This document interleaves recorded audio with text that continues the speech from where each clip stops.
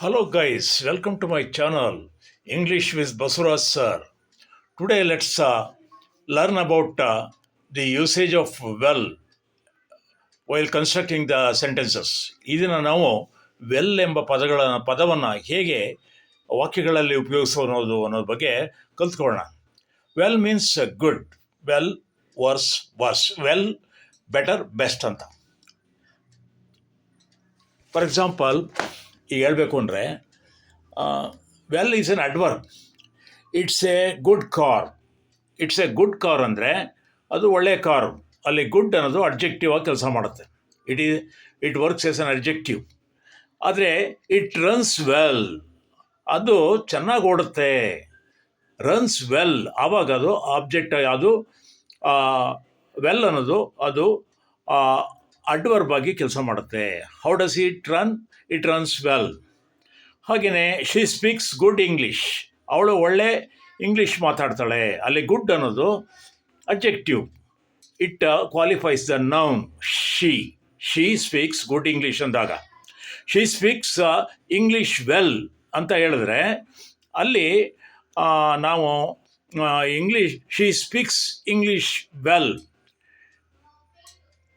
ಅಲ್ಲಿ ಅಡ್ವರ್ಬ್ ಆಗಿ ಕೆಲಸ ಮಾಡುತ್ತೆ. ಅದು ಯಾವುದು? ವೆಲ್ ಅನ್ನೋದು.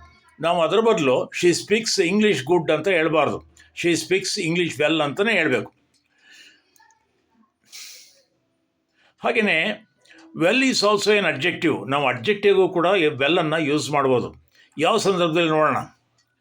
ಯಾರಾದರೂ ನಮ್ಮನ್ನು somebody ask me how are you, I say I am quite well, I am very well ಅಂತ ಹೇಳ್ತೀವಿ. ನಾನು ತುಂಬ ಚೆನ್ನಾಗಿದ್ದೇನೆ ಅನ್ನೋಕ್ಕೆ I am quite well, I am very well ಅಂತ ಹೇಳ್ತೀವಿ.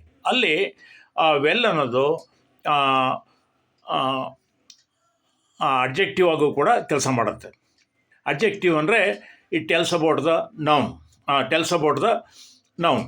ಅದೇ ಅಡ್ವರ್ಬ್ ಅಂದರೆ it tells about the work or verb. Well is not usually used before ನೌನಿಗೆ ಮೊದಲು ವೆಲ್ ಅಂತ ಯೂಸ್ ಮಾಡಬಾರ್ದು. ವೆಲ್ ಬಾಯ್, ವೆಲ್ ಗರ್ಲ್ ಅಂತ ಹೇಳ್ಬಾರ್ದು. We can say she is well, ಅವಳು ಚೆನ್ನಾಗಿದ್ದಾಳೆ ಅಂತ ಹೇಳ್ಬೇಕಾದ್ರೆ ಶಿ ಈಸ್ ವೆಲ್ ಅಂತ ಹೇಳ್ತೀವಿ. ಆದರೆ she is A well girl ಅಂತ ಹೇಳ್ಬಾರ್ದು. ನೋಡೋಣ ಸ್ನೇಹಿತರೆ, ಇದನ್ನು ನಾವು ವೆಲ್ ಅನ್ನೋದನ್ನು ಹೆಚ್ಚಾಗಿ ಅಡ್ವರ್ಬ್ ಆಗಿ ಯೂಸ್ ಮಾಡೋದನ್ನು ಕಲ್ತ್ಕೊಂಡು, ಹಾಗೆಯೇ ಅದನ್ನು ಅಡ್ಜೆಕ್ಟಿವ್ ಆಗೂ ಯೂಸ್ ಮಾಡ್ಬೋದು ಅಂತ ತಿಳ್ಕೊಂಡು.